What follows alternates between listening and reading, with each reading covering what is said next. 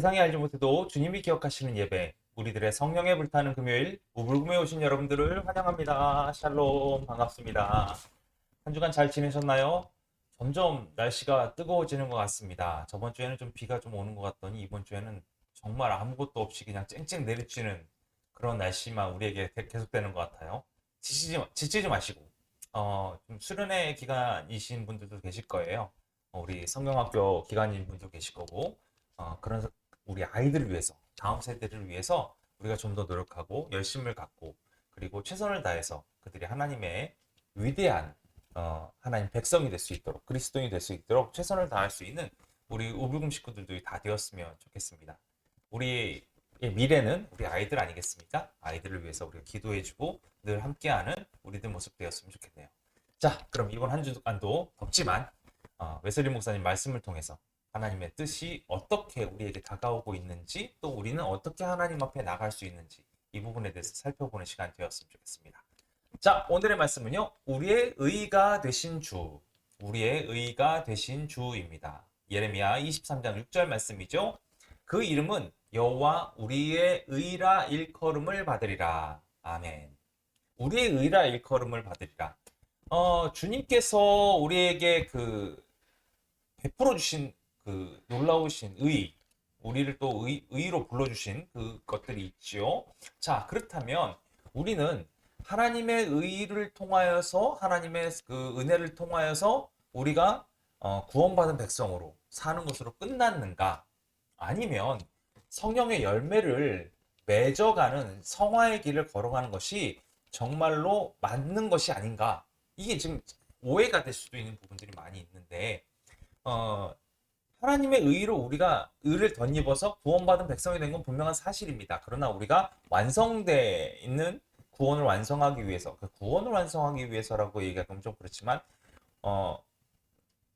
100% 그리스도인으로 살아가기 위해서 우리가 성령의 열매를 맺어야 되고 성화의 길을 걸어가야 되는 그런 것들이 우리에게 필요하다고 계속해서 말씀드렸지 않습니까? 근데 그런 것들이 좀 무시되고 어떻게 보면 그런 것들은 잠깐 뒤로 처지고 하나님의 의의를 붙잡고 있는 것만으로 우리가 완성되어 있는 구원을 획득한 것처럼 이렇게 얘기하고 있는 기독교의 많은 종파들이 있거든요.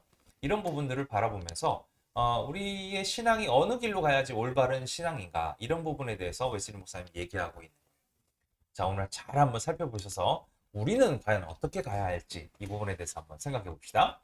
먼저 그리스도의 의란 무엇이냐는 거예요. 그리스도의 의. 그리스도의 의가 우리에게 전가됐다라는 부분이 있는데 그리스도의 의란 무엇이냐? 그의 신적인 의는 그가 하나님과 동질이신 만큼 그의 신성은 완벽하다라고 얘기한 거예요. 그리스도는 최고의 신이며 영원자이시며 인성 면에서는 하나님보다는 좀 못하지만 그의 신성으로는 하나님과 동일하시다라고 웨슬리 목사님 얘기하고 있어요. 그러면서 그리스도의 예수님의 인간적인 의는 예수님의 인간성에 속한다라고 얘기하고 있어요. 그의 내면적인 의는 영혼의 갖가지 능력과 기능에 인치신 하나님의 모습을 드러내고 있다라고 얘기하고 있죠. 여기에는 하나님에 대한 사랑과 정의 또 헌신도 포함되어 있고 겸비와 온유와 유순함과 죄인에 대한 사랑과 그 밖에 다른 거룩한 하늘의 성품도 함께 내포되어 있는데 아무런 흠이나 거룩하지 못한 요소가 전혀 섞여 있지 않다라고 얘기하고 있죠. 분명하지 않습니까? 하나님은 잘못된 게 없습니다. 예수님께서 잘못을 저지르셨나요? 그가 무슨 잘못을 저지르지 않았다는 것, 또 잘못된 발언이나 행동을 하지 않으셨다는 이 점은 우리가 잘 살펴봐야 되는데 예수 그리스도의 외면적 의에서의 아주 작은 부분에 불과하다는 거예요. 비록 이런 것들로 예수님 외에 감히 따를 자가 하나도 없지만 그것을 아무리 작은 부분이라도 그것을 넘어갈 수 있는 사람이 없지 않습니까? 그렇지만 이것들은 그럼에도 불구하고 인간적 의의 아주 소극적인 면에 불과할 뿐이다 라고 얘기하고 있는 거죠. 그리고 예수님의 인간적 의에는 적극적인 면이 있다는 거예요. 모든 일을 선하게 하셨죠.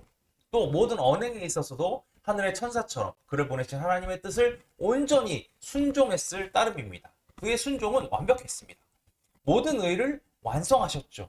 순종하는데 그치지 않고 하나님의 뜻의 완전한 수행을 위하여서 고난도 감수하셨습니다.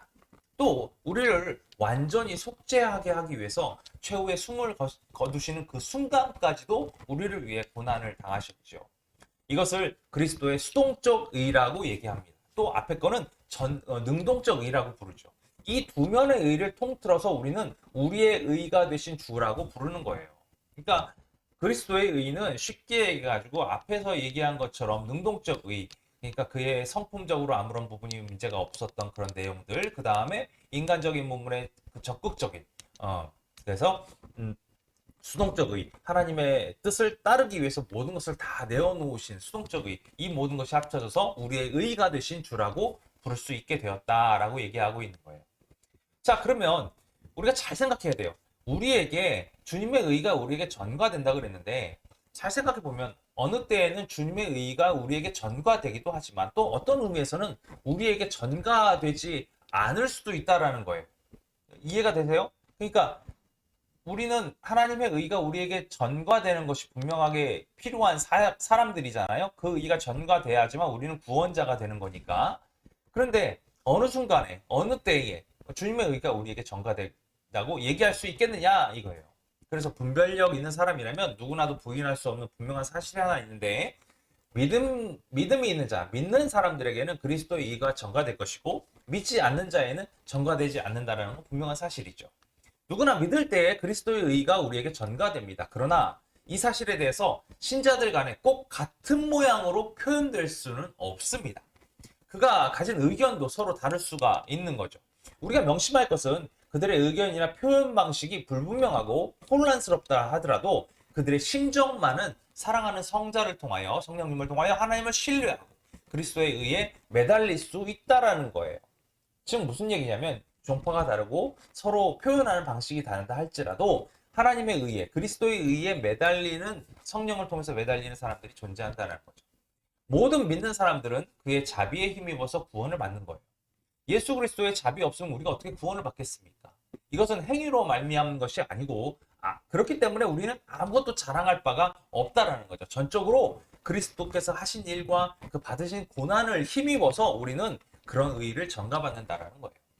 우리가 의롭다함을 받는 데 있어서 필요한 것은 하나님 편에서는 그의 크신 자비와 은혜이며, 그 다음에 예수 그리스도 편에서는 하나님의 공의를 만족해 하는 일인 거죠. 또 우리 편에서는 어떻습니까? 그리스도의 공로를 온전하게 믿는 일이라는 거예요. 우리의 의는 단순히 하나님의 자비에 의거할 수밖에 없다라는 거예요. 하나님이 자비를 베풀어 주지 않으면 불가능하다는 얘기예요. 그리스도는 그를 전심으로 믿는 모든 사람들에게 그러므로 의가 되는 거예요. 주님은 우리에게 복 주길 원하시고 자비를 베풀기 원하시고 긍휼을 베풀기 원하시는 분이시기 때문에 그렇습니다. 그렇기 때문에 우리의 죄 때문에 모든 고난을 감내하시지 않으셨습니까? 하나님은 자신이 의를 전가해 준 모든 자에게 이제 의를 심어주심을 확신한다는 거예요. 확신하기는 예수 그리스도는 우리에게 의뿐만 아니라 성화도 되시고, 하나님은 그를 믿는 자를 의롭게 하실 뿐만 아니라 하나님께서 우리를 성결하게도 하신다라는 거죠. 그리스도의 의가 전가된 자들, 즉 믿는 자들은 그리스도의 영에 의해서 의로워지고 인간의 의와 성결 안에서 창조될 때의 모습이었던 하나님의 형상과 모양으로 늘 새로워진다라는 거예요. 그리스도의 의야말로 우리의 소망의 유일한 기초가 된다는 거죠. 이것이 뭐냐면 바로 성화의 에너지예요. 이 성화의 에너지. 성화로 나갈 수 있는 유일한 에너지. 우리의 소망 대신 그리스도가 없으면 우리가 어떻게 성화로 나갈 수 있겠어요?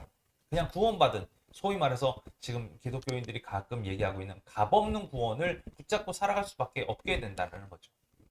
자, 믿음은 그럼 우리가 막 만들어낸 것이냐? 그렇지 않죠. 믿음은 주님께서, 하나님께서 우리에게 비춰주신 그 빛의 온전한 반응이라고 이제 표현했지 않습니까? 즉, 믿음은 하나님께서 우리에게 주신 거죠. 그래서 그걸 우리가 믿는 그 순간에 우리는 하나님의 받으심이 되는 거예요. 하나님께서 이미 손을 딱 내미셨고 우리가 그거에 대해서 회개로서 주님 앞에 그 주님의 두 손을 붙잡게 될 때 하나님의 받으심이 된다는 거예요. 이런 확신이 있기 때문에 우리는 서로 믿고 사랑하고 모순 없는 주님의 계명을 다 수행하기에 힘쓸 수 있게 된다라는 거죠. 열심히 힘쓰셨으면 좋겠어요, 우리 우불금 식구들은. 또 죄인이 하나님 앞에서 의롭다함을 받는 데 있어서의 오직 한 가지 조건이 되는 것은 그리스도의 의가 인간에게 전가된다는 이 교리를 우리는 분명히 믿어야 한다라는 거예요. 그 외에는 될 수 있는 게 없잖아요. 그런데 놀랍게도 카톨릭 교회에서는 이런 것을 부인하고 있습니다.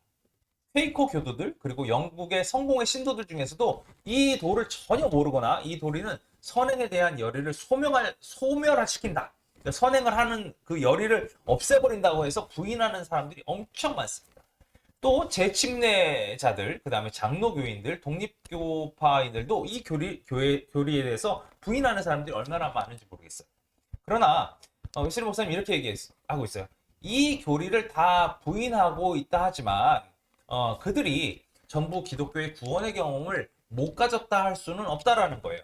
그들 역시 구원을 받았다가 할 수도 있다라는 거죠. 다만 그들이 그리스도의 이루신 일이나 받으신 고난, 그들이 사죄와 받은 은혜와 영광의 조건이라고 믿는 이것들을 좀 더 성경적인 언어로 표현하기를 웨슬리 목사님 원하고 있어요. 지금 무슨 얘기냐면 내면적으로는 같다라고 얘기를 해요. 내면적으로는 같다라고 얘기하는데 이 표현이 아주 극단적으로 나가거나 보수적으로 나가나 아니면 아예 교리에 대해서 아예 무시하거나 이런 부분으로 표현하고 있는 종파들이 있다라는 거죠. 우리는 그러지 말아야 되고 이것은 분명하게 우리는 믿고 있는 또 소망이 되고 있다라는 부분을 우리가 알릴 필요도 있다라는 거예요. 자, 모든 축복은 우리의 구주이신 하나님의 의로 말미암는다고 우리는 믿습니다. 그러나 이 진리가 어떤 모양으로 표현되든지 나는 탓하지 않습니다. 웨슬리 목사님이 이렇게 얘기하고 있어요. 다만 이 진리가 악용되지 않기를 경계하고 바랄 뿐입니다. 이거 조심하셔야 된다는 얘기예요. 우리가 성화의 길을 간다는 것은 소망이 있기 때문에 계속 열의를 가지고 이 경주를 끝까지 달려나가는 거 아니겠습니까? 그러나 이것이 나는 한번 구원받았으면 끝이야 라는 식으로 악용될 수도 있다는 얘기예요.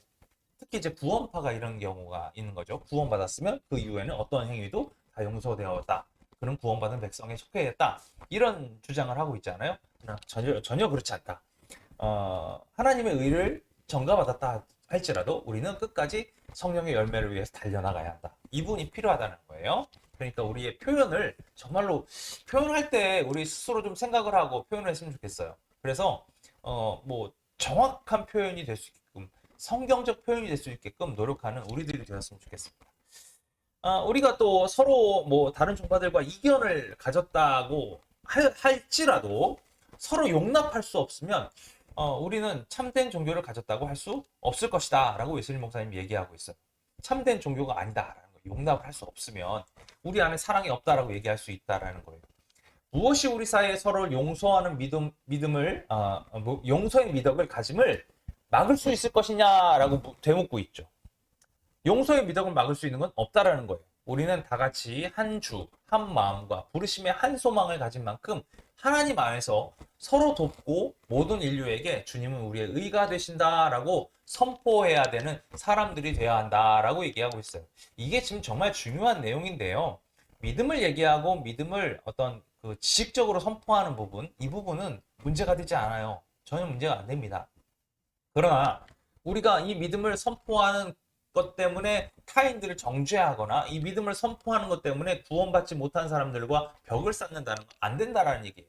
왜요? 우리 안에 사랑으로 용서해주고 그들을 품어줄 수 있는 은혜가 있어야 된다는 거죠. 누구 때문에? 바로 예수 그리스도 때문에 그렇다는 거예요. 주님께서 우리를 위해서 정말 죽을 수밖에 없는 우리를 위해서 십자가의 모든 고난을 감내하셨듯이 우리도 그들을 향하여서 그들이 어떻게 살든 심지어 우리에게 돌을 던지고 심지어 우리를 못 박는 그런 상황에 처해 있다 할지라도 우리는 어떻게 살아야 하느냐? 그들을 품어주고 아껴주고 서로 인내하며 이렇게 살아야 한다는 거예요. 그러면서 그들에게 우리는 우리의 삶의 모습으로 우리의 성령의 열매의 모습으로 주님은 우리의 의가 되십니다 라고 선포해야 된다 라고 웨슬리 목사님 이야기하면서 설교를 마무리하고 있어요. 여러분, 입으로는 무엇을 못하겠습니까? 그러나 앞서 얘기했지만 그런 눈에 보여지는 예수님의 그런 인간적인 모습들, 인간적인 성품들 이런 것들은 아주 작은 거에 불과하다라고 얘기하고 있잖아요. 마찬가지예요. 우리가 입으로 내세우는 것들은 아무것도 아닐 수 있어요.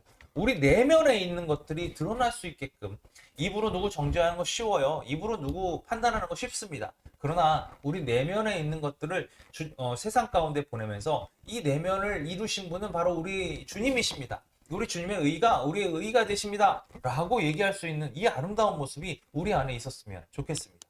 그것이 진정한 믿음의 모습 아니겠습니까? 저와 여러분이 오늘 비록 덥지만 이 말씀을 통해서 우리 안에 좀 짜증나는 것들 잠시 접어두고 세상을 향하여 주님의 사랑과 의를 선포할 수 있는 우리 우불금 식구들 다 되었으면 좋겠습니다. 자, 그럼 우리 힘내시고 건강 꼭 지키시고 쓰러지지 않게 언제나 주님 안에서 힘과 능력을 부여받을 수 있는 우리 우불 식구들 다 되었으면 좋겠네요. 그럼 다음 주에 우리 다시 만날 때까지 안녕.